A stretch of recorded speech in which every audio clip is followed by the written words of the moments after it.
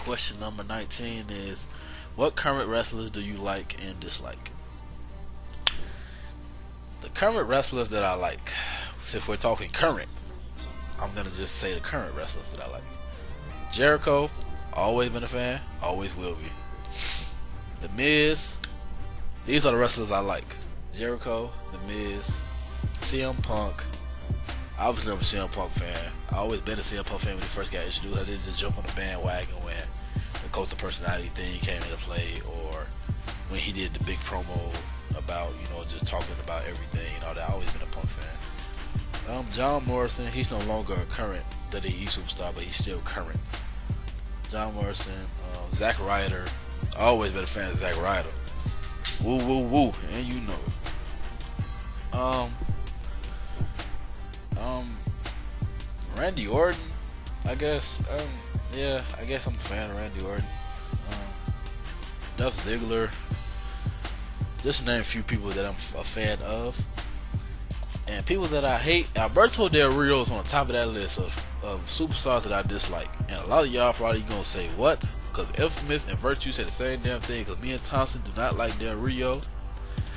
But I can't stand Alberto Del Rio, and the reason why is because he's a Mexican JBL.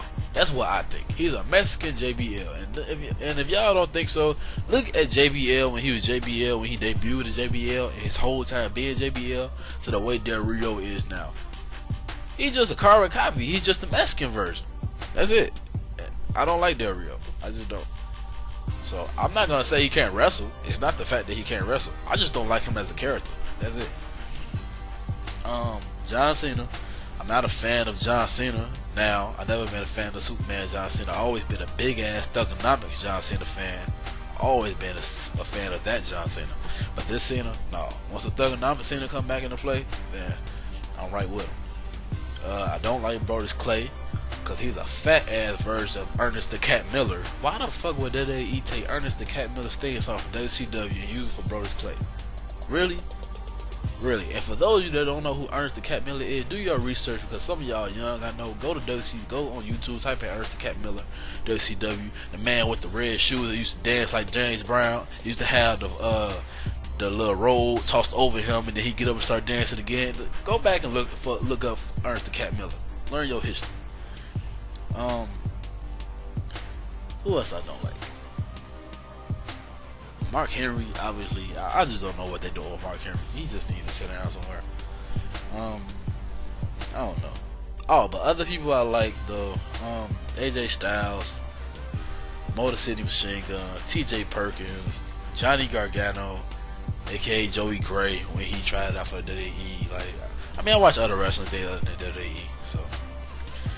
But yeah, that's just a few for likes and dislikes. Question number 20: who are good call makers to you in the whole entire call community, 360 and PS3, and why do you consider them good? We're just gonna get right into this. Insanity, Nick Virtue, Caws,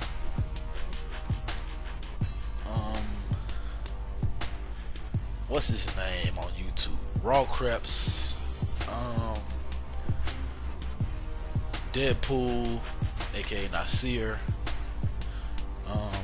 OTP, 2TM, Why So High, That New Charisma, Field 088, aka Moonstar. Them just to name a few. The reason I think they're good call makers because, like I said, the genre of call making that I like is realistic. It's realism. I like realistic calls, and they can make realistic calls. OTP and 2TM, his call, both of their calls are realistic, but sometimes they got unrealistic attires too. So, but for the most part, they're realistic. I like them. So they have good paint tool work, and it's because of paint tools too. Like I said, I don't think I can make a good call without paint tools. So the calls that I like more than likely have paint tools on them, and they're original. So yeah, so I like realistic calls, so that's why I named those people that I named. I could probably name some more. Boogerweed 101, that's on the PS3. I made a video about him. He make good calls, and there's some other people on the PS3. I just can't think of their name off the top of my head though. But the reason why I think those people are good because they make realistic calls, and that's the genre of call making that I like. Question number 1: will the Carter ever go back to his 2010 look? Because that brother got ugly. The Carter is supposed to be ugly. Number 1, he is supposed to be black and ugly with a nappy ass fro. Number 2, he's never gonna go back to his 2010 look. I originally made the Carter in those trunks when he first was made. His name was Weezy. He had some black and white trunks. They was half and half. His 2010 attire just came from me trying some new shit, and I liked it a little bit, but I didn't really like it. I always wanted to get him back his old style of attire, so that's what I did. So no, the Carter is not gonna go back to his 2010 look, and his face form did change from the way he used to look, but he's supposed to be black and ugly anyway, so yeah. Question number 2: who is the greatest superstar in RTW? D. Thompson sent that question in. I do not know who the greatest superstar in RTW is. I can't tell you. Like, I guess the easy answer to say is Brian Black, because that's my favorite call that I got. Well, that's my main call that I got. Not really my favorite, but that's my main call. But if you ask Infamous, he'll fuck around and say Infamous or Ever Courageous. So I don't know. I don't think anybody in the round table can answer who is the greatest superstar in RTW. If you ask Virtue, that nigga gonna say Nick Virtue. So I mean, you can't. I don't think you can ask us who is the greatest superstar in the round table. Smith would say Nasty. Thompson would say J Max, but that nigga J Max, Thompson's just lazy. Thompson's just lazy as hell. I'm waiting on the intro to see if he really gonna finish it. He's just lazy. But I don't know. We have to ask the fans who's the greatest superstar RTW, and then it have to be if they pay attention to all our superstars. So I guess we can have a poll or a vote or something. I don't know. Maybe at the end of the year or some shit. I don't know. I don't know who the greatest superstar RTW is. So Thompson, you give me your opinion, your answer. So you fuck around and say Aaron Owens. We all know you an Aaron Owens fan. But question number 3 is, how the hell do you get commercials in the show? I just download whatever video from YouTube I want and use it in a commercial slot. That's it. I use this program called Free Studio Manager. I download whatever YouTube video I want and just use it. That's it. The reason I put commercials in the show is because I like for it to flow naturally. I like for it to flow good. I don't just want an ongoing scene after scene after scene after scene. I know it has to take a break at a certain point, so that's why I have commercials. I have about 3 commercials a show because I always have two breaks in between. I always have 1 break in between each part. So if I was to combine them all together in one big ass video, like an hour or something long, I would probably have about 6 commercials. But my commercials are basically, they're always gonna be either video game or cartoon related, either video game or cartoon related, because I just don't think it makes sense for me to have a realistic ass commercial with a actual real person in the middle of a damn show that's based off of video games. Like, maybe y'all don't see what I'm saying, but to me, I just think it's better for the commercials to be video game or cartoon related. Because I decided that I'm gonna start doing intros to old cartoons I used to like as on commercial slots too. The reason I use that Eminem one with the bridge is Clay. So, and I always said when I first seen that commercial the first time, I'm gonna use that in the show one day. So I just decided to use it. But I use Free Studio Manager to download YouTube videos and use that commercial slots. Question number 24. I like Jesse Owens, but is he gonna do something more in the show? Jesse Owens will eventually do something more in the show. Like I said, he's in the shadow of his brother right now. They're not necessarily gonna have a feud, but Jesse's gonna get fed up living in the shadow of his brother, basically, and he's gonna, step up. The only reason Jesse is the way he is because originally Jesse was created. I liked him better than AO, but then I jumped on the Aaron Owens bandwagon, and then I just kind of tossed Jesse Owens to the side, let Aaron Owens take the spotlight. Then I decided to get Jesse Owens the general manager position back in S.O.D TV before RTW Anxiety started. And from there, you know, Jesse ring presence, you know, his ring wrestling settled in, and Jesse Owens, you know, he's not the same wrestler that he used to be or whatever. He's not old. It's just that, you know, he's lost his, you know, his touch in the ring, whatever. Now the thing about Jesse, he's technical as hell. Like he will wrestle your ass. He would wrestle his ass off. Like you get him on the mat, he will get out of some shit. Like he's one of those people that you really gotta get a hold of. But and he know how to get out of shit. And he's sneaky as hell. He dirty as hell, just like Aaron Owens. But I mean, as far as really getting a push right now, he's just not there. So it's gonna happen. He will do something more. That's the answer to your question. He will do something more. I'm actually looking for a power trip storyline to pop in my head for Jesse and Aaron Owens, similar to the Stone Cold and Triple H power trip storyline that happened back in 2001. So look forward to something like that to happen somewhere in the future. Question number 25: is the painting on Aaron Owens shorts the World Heavyweight Championship belt? Yes, it actually is a painting of the World Heavyweight Championship belt that I use as my RTW Heavyweight Championship. Originally, I made that attire. I showed the attire. He had some makeshift ass, generic ass championship belt that had Aaron Owens on it. You know, that championship attire came from me looking at a Chris Jericho attire. Jericho had a championship attire. I forgot when he wore it, but I completely made that exact same attire for Aaron Owens first, and then I knew I was going to change it. I just made that complete attire first. I carbon copied Jericho's attire. The only thing that's the same on Aaron Owens from that Jericho attire is the front of his. It's basically his kick pads. The front of his kick pads. The front of his kick pads is exactly the same as that Chris Jericho attire. The rest of the attire is just completely me. And the championship, I changed it when I got back on 2011, and I happened to go on the community creations, and I seen a paint tool in the World Heavyweight Championship. I forgot who made it, but I give him credit because I did not create that World Heavyweight Championship belt. I can create it, I can draw it, the outline and everything, I can do the colors right, but all the detail for the championship, for you know all the grit and the grain and everything, I wouldn't be able to do that because that's just too much detail. I know for a fact I wouldn't be able to do that. But whoever made that belt, I give them absolutely just kudos like a motherfucker. Like big ups to them, clap like a motherfucker, because that belt looks exactly the same. It looks spot on perfect. So that belt is a paint tool, yes. It's not hacked or nothing. Question 26: are Aaron and Jesse Owens supposed to be black or white? I answered this question earlier. No, they're not black or white. They're Hawaiian. They're Hawaiian. They're from San Francisco, California. Jesse Owens is the big brother of Aaron Owens. That answered that question. 28. Whatever happened to S.O.D TV? S.O.D TV died. S.O.D TV died in 2010. It died in 2010, the end of 2010.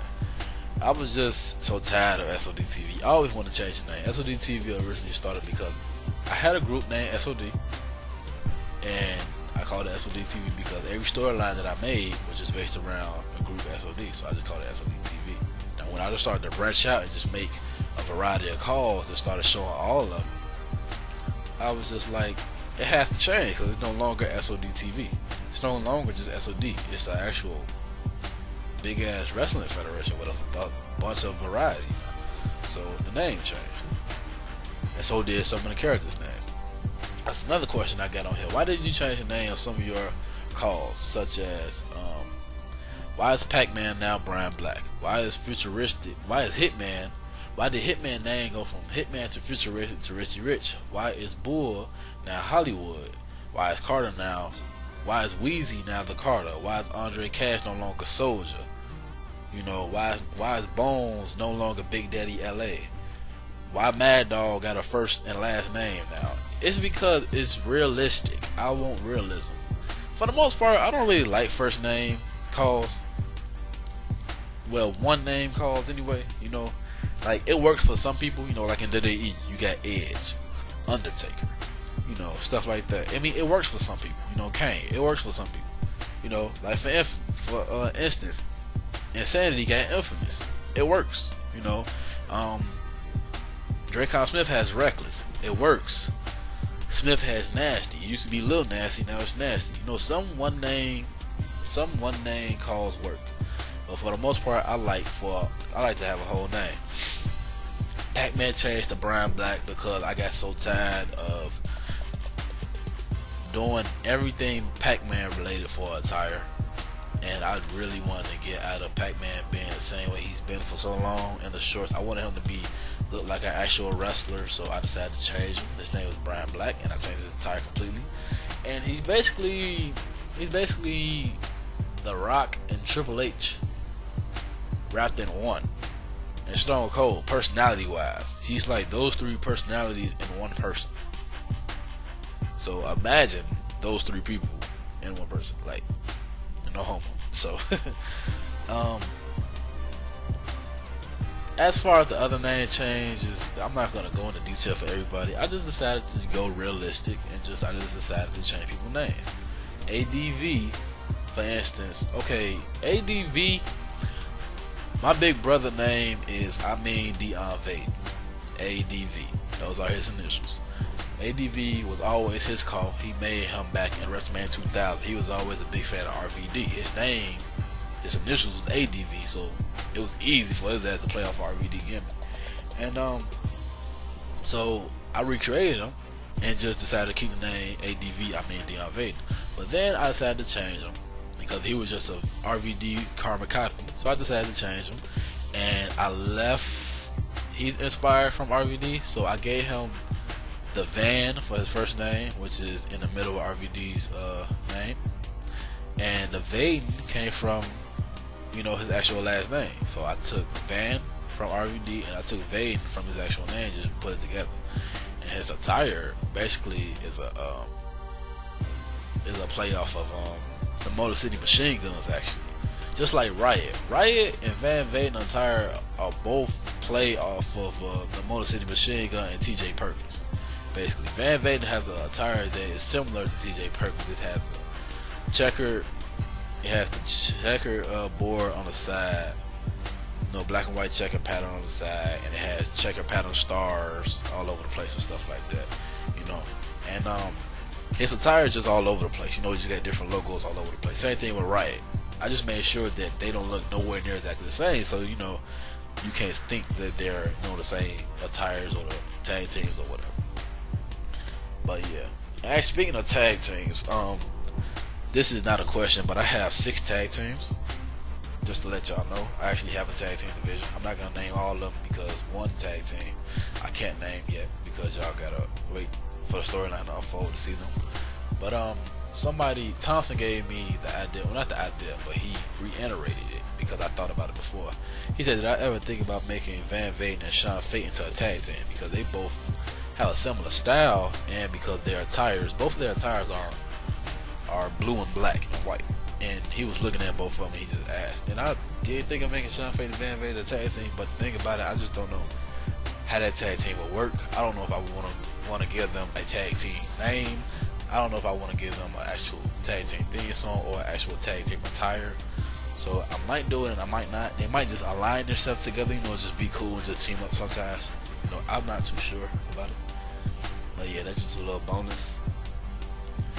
And the last question is, how did Reckless become an RTW Superstar? And will he play a big part in either RTW Anxiety or RTW Attitude? Reckless became an RTW Superstar after Insanity stole him from Dracon Smith from me. The reason I say stole is because me and Infamous both like Reckless. We always did. But it's funny as hell because I was watching an FSCW episode and I was like, I'm gonna ask Dracon Smith, can I get Reckless? The day I thought about asking him, the next day, Infamous made Reckless. And I'm like, what the fuck? He asked what he get. I'm like, see, how the fuck me and this nigga always be like on the same page when it comes to certain shit? So that go back into another question I got asked before I answered episode 1 of the Q&A. No, me and Infamous, they can't say y'all not fucking brothers. No, I don't know why y'all think that. We not brothers. He in Brooklyn, I'm in Chicago. We never met in person. We only met on YouTube. No, we're not fucking related. Okay. But that's how you became an RTW Superstar. And He was on, well, he became an N.W.F superstar back in 2010, and then he went to the whole RTW thing. So now Reckless has a special contract which allows him to go from RTW, which allows him to go from FSCW to RTW and to RTW Attitude and Anxiety. So yeah, and when he played a big part in either Attitude or Anxiety, Reckless already is in the verge of a storyline with Anxiety, and the storyline, I love the storyline. The storyline has to do with Reckless and Riot. Riot is Reckless' #1 fan. So you basically just got to watch and see. Basically, I went with the Trish Stratus and Mickie James storyline and just revamped it for Reckless and Riot. That's really just what I did, and I love how the storyline play out. And the storyline is not gay whatsoever, because I told Thompson, and he was like, "You better not do no gay shit." I'm nigga, what do I look like? It's not gay whatsoever, gay related whatsoever. I have nothing against gays or nothing. It's just, if that's your cup of tea, that's your cup of tea. But the storyline has nothing to do with anything like that. It's just an obsession storyline. He's a big fan of Reckless, and Reckless is an asshole, and Reckless is gonna be an asshole towards Riot, of course. But you just gotta see how it play out. It's just my take on the Mickie James and Trish Stratus storyline. So Reckless has a big part to play in Anxiety already. I can't speak for Attitude because that's up there. Oh, I hope my microphone does not mess up. Yeah, I can't speak for Attitude because that's up to Infamous about what he wants to do. But that's the end of the Q&A. Hopefully I didn't bore y'all to death talking.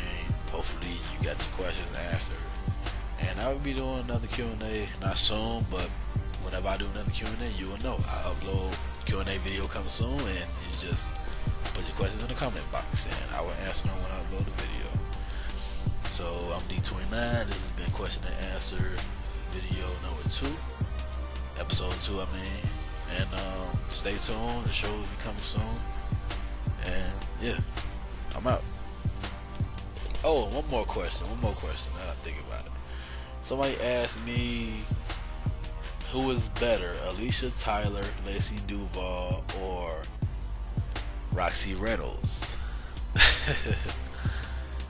Yeah, I don't know. They all bad as hell, but if I had to pick one, I'd probably pick Alicia Tyler because I like Redbone too. So I went Infamous on that one. But I'm out.